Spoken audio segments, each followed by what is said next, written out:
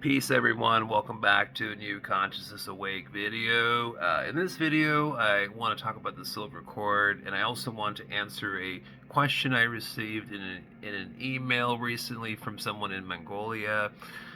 Just the other week, this person in Mongolia emailed me about the silver cord, and they felt like they needed to loosen the silver cord to help with OBE exit techniques. Okay, so I want to kind of respond to that and also just talk about the silver cord in general in this video.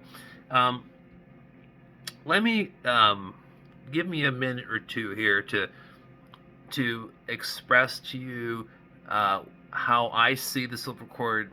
Like what I see it as, and explain to you what I've noticed with it. Okay.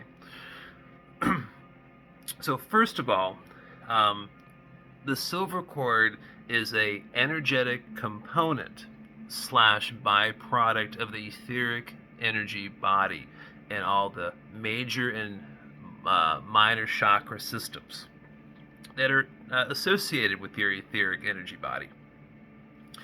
The silver cord is mainly connected to that body, okay? And while we are alive, while our soul, aka consciousness, is in this human body experience, the silver cord in the etheric body connects to the human body, just how the etheric body is part and fully connected with our physical body, but also there are more subtle energetic cords that tie into our astral body layers from the etheric body. Okay, so the silver cord is multidimensional, right? But just in different, but it functions and looks differently in the different dimensional spaces. But within the etheric body layer, it is a silver cord, and in this email, this gentleman, I'm not sure if it was a guy or a woman, my apologies, but this person from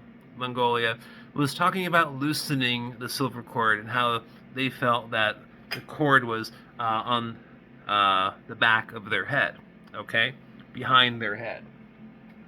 And so it is true that a lot of times the silver cord is located on the back of our heads, and that's another reason why we don't maybe notice it as much or realize it's there, because it's in a blind spot kind of in a way. But when you're in your etheric body, you can manipulate the silver cord. You can make it move to your third eye, your heart, your solar plex. You can make it come forward, okay, on demand. If you practice it, you can do that. Trust me, you can do it. Now, like a lot of people will say, well, I was in my astral body. I didn't see an astral cord or, a silver cord. And that is because, again, the energetic cords that are connected to the silver cord in your etheric body are more subtle and a little harder to notice when you're in your astral body. And of course, all of these silver cords or energetic cords really are only existing while your consciousness is in a human body experience, because once your human body it doesn't operate anymore, then your etheric body is again not connected to your physical body, holding your consciousness into your physical body. So there's no need to have the cords connected to the human avatar. Then once your etheric body dies in the second death, then of course, that whole the primary base level of the silver cord on an energetic level goes away, because again it was tied in mainly to your etheric energy body. Okay, so let's talk about the cord, the silver cord itself. Like, let me try to describe it to you.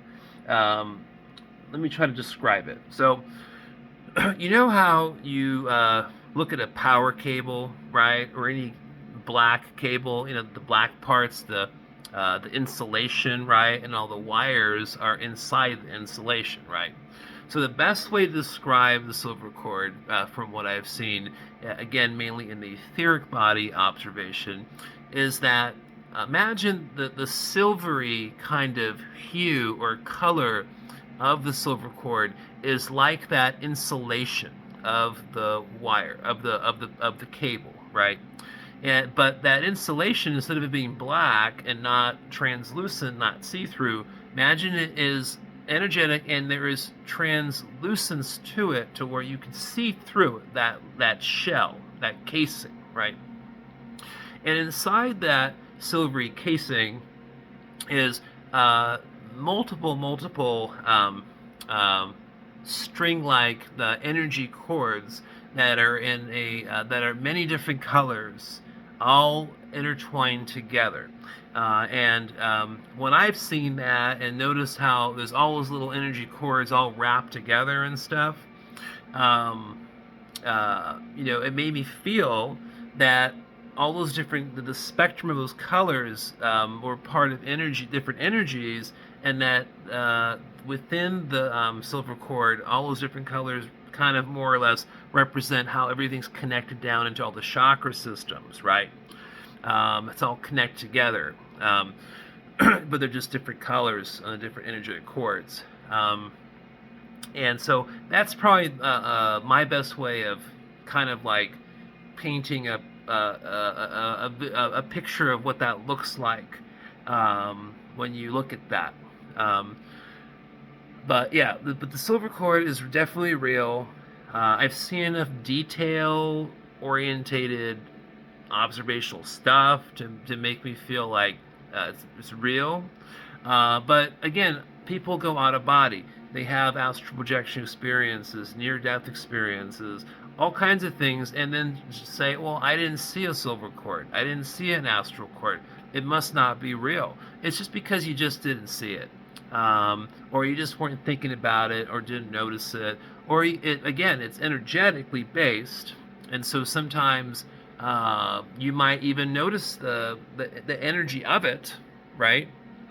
But maybe you're not, maybe it's not processing in a way where you're like, oh wow, that's the silver cord, right? You're maybe just mistaking it for something else. But yeah, so let me go back to the email though, about loosening the silver cord to help with OBE exits, which is what was the main question from this person in Mongolia in the email. So it's not that that a person has to focus on loosening the silver cord to help with OBE exits.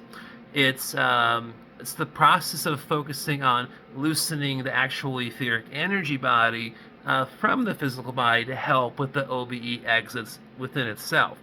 And again, if you're having a hard time with unvelcroing, demagnetizing your etheric energy body from your human body for OBEs, the best thing to do is, again, have a good solid regimen, right? A schedule where you devote 15 minutes or 20 minutes, 30 minutes a day or every other day to the practice of it, right? And over time, again, the simple focus of it is just to maybe work on feeling and sensing and moving and actually feeling just your energy body hands move or something, right? Or just gaining control over moving one of the energy body feet or legs or something like that, right? And just kind of tackling it like that in a simple way. Like, don't overwhelm yourself, don't stress yourself out.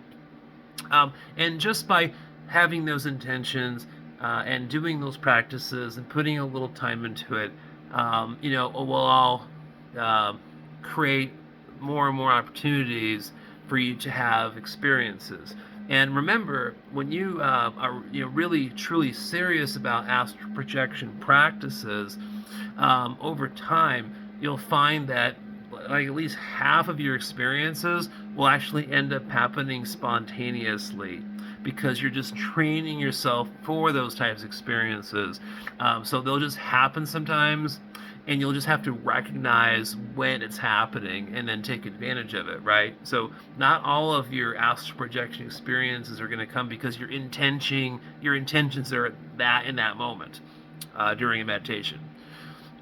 Okay, so for the person from Mongolia, I hope that kind of helped answer your email, and also I hope you know had a good opportunity here to talk to some of you guys too who are subscribed to the channel, or if you're not subscribed to the channel, subscribe and support the channel. Hit the like button. All right, I'll talk to you guys soon. Bye.